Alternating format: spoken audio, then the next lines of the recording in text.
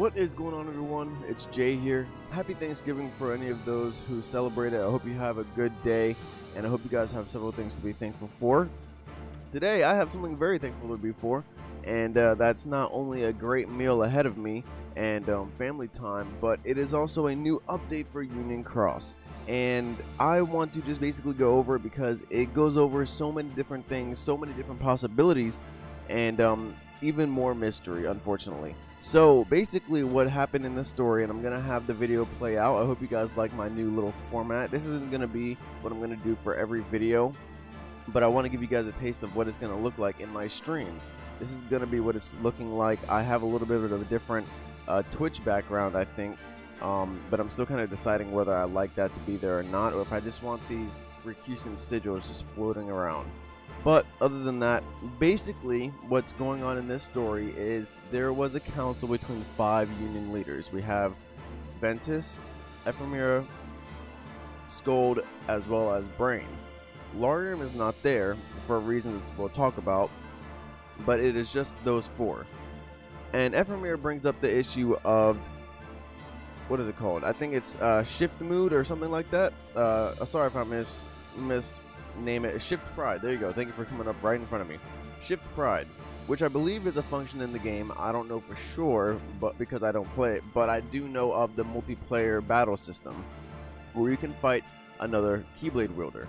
And I really like how a lot of the things that are actually in the game, they incorporate into the story in some way, shape, or form. This is no exception. They allowed Shift Pride to be in the story as a rule in the book that they need to follow, where Keyblade wielders should be able to fight each other in some way, shape, or form. Ephemera is against it, in addition to Scold and Ventus. They're against it because they don't like the feeling of Keyblade wielders actually fighting each other. And you know, that's respectable, of course. Oh, I want to say, I forgot to say this at the beginning of the video. Thank you, KH Insider, for getting this translation out as soon as possible. I love how quick they are. I like Everglow's because he has really high quality. The translations are a little bit different, but more or less the same. But Everglow, you know, he takes his time to make sure that he has the high quality and accurate translations, and it just takes time. But KH Insider, they have it out bright and early, and I love that. So thank you to them for providing the footage. But anyways, basically they were against Shift Pride. I think I already pronounced that wrong again, because they don't want the feeling of fighting another person. Well, in a conversation that Larxene and Ephemera had in I guess the previous moment, Larxene brings up the fact that the worlds that the darkness was talking about in the last update, the worlds that they are going into, players and the dandelions all together, they are data worlds from the worlds that they have once went into before. Before the Keyblade War, they were going into these worlds, I believe, in their sleep. Now it's more of them going into it as data. And Larxene explains theoretically that if you are going into these data worlds, then there would be a form of data of yourself in that world.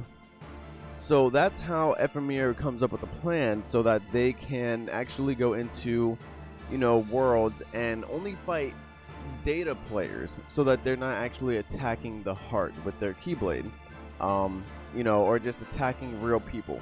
And I think that's a really good plan.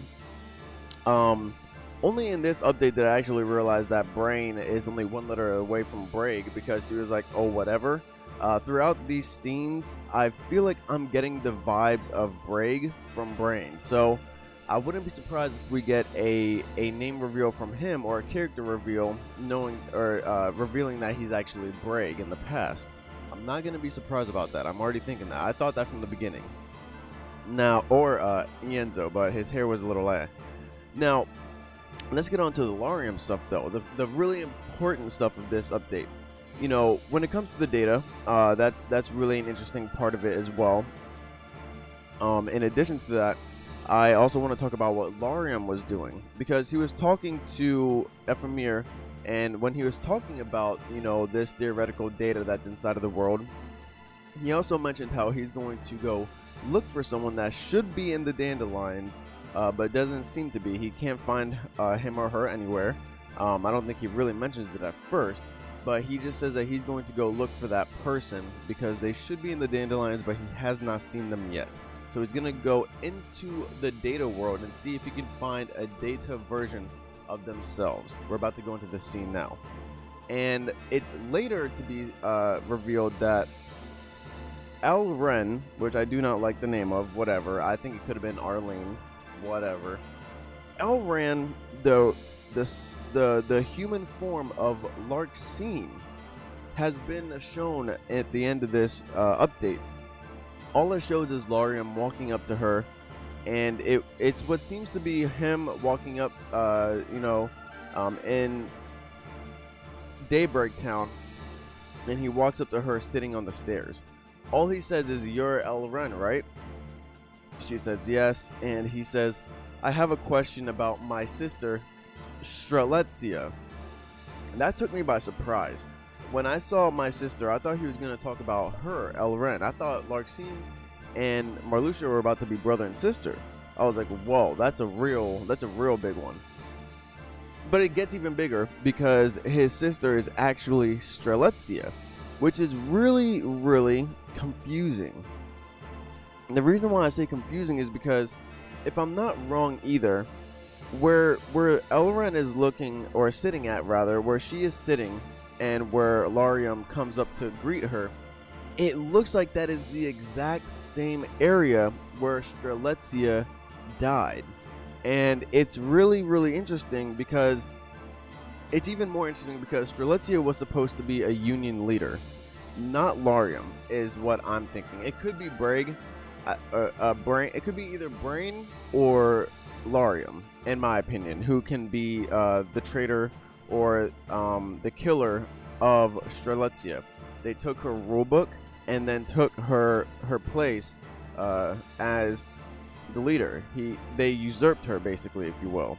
And it's just really interesting because Larium and Larxene meet up at what seems to be the exact same place where Strelitzia died. And that can lead to different things. That can mean that it could be that, you know, Larxene killed Strelitzia and then gave Larium the book, or it could be Larium who killed Strelitzia, his own sister, and then took the book. It's really confusing, and I'm not entirely sure, you know, what it could mean, or what's what. It's so confusing because they always give us these updates randomly, and it's always like this big revelation that adds a new character into the fold and links them into Kingdom Hearts 3. Obviously, I think that's what their main goal is now at this point with Union Cross. They don't want people to think that this story is actually meaningless. They're not going to link it all together. They're waiting for Kingdom Hearts 3 for that, but they're adding little tidbits of information that link it to Kingdom Hearts 3, but also add its own personal story that we want to figure out in Union Cross. And I'm just ecstatic. I really like the fact that they added this in the story. Now, what I was going to theorize and just kind of speculate on a little bit before I end this video is the interesting fact that they're talking a little bit more about how the worlds in these books that they're visiting are data versions of all the worlds in the past, and that regardless, whatever world that was entered by your person, a version of yourself would be in there in data form because the worlds are data themselves. So it would record a version of your data. And I just wonder if they will ever play upon that in Kingdom Hearts 3 to get memories or Shion data, for example. Anything like that. Because if data is data, and you can acquire re-recorded or recorded data from a person inside that world or whatever, it's very possible that they will be using that to their advantage. They already are with Roxas. So now it's being shown that data worlds are a lot more frequent in the Kingdom Hearts story. A lot more earlier, but I'm saying that because in Kingdom Hearts 2, there is a data version of Twilight Town. And this is the exact same thing of what I'm talking about, what they're trying to do. They're trying to get the data of Roxas from Twilight Town and the Twilight Town data version world. The data version of Twilight Town, they're trying to get Roxas. Or they're going to do something with his data to try and recreate or restore a version of Roxas in the real world. So I really like how they're really trying to link the Union Cross story and you know, its possibilities with the possibilities of Kingdom Hearts 3 and the direction that the story is going in. I'm just really ecstatic, and I really love this update, and I can't wait to get any more. I hope you guys enjoyed the update. I hope you guys enjoyed the video. But other than that, I will leave it here, and I will wait for the next one to talk about anything Union Cross. Whenever there's an interesting story update, I like to talk about it and just throw my thoughts on it, and just, you know, you guys can comment down in the section below, of course, what you guys think of this story. And what do you think this alludes to? Do you think it was Elren who killed Strelitzia, or do you think it was Glorium, her brother?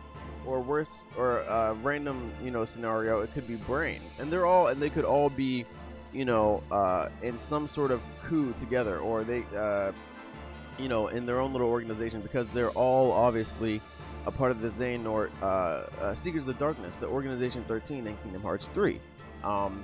Brain isn't Bragg yet, but I do have a feeling that that's going to be him. But other than that, guys, again, I hope you enjoyed the video. Like I said, comment down if you have any questions, or, you know, what are your thoughts on the story altogether. But other than that, subscribe if you're not already, and like the video up, and I will see you guys in the next one.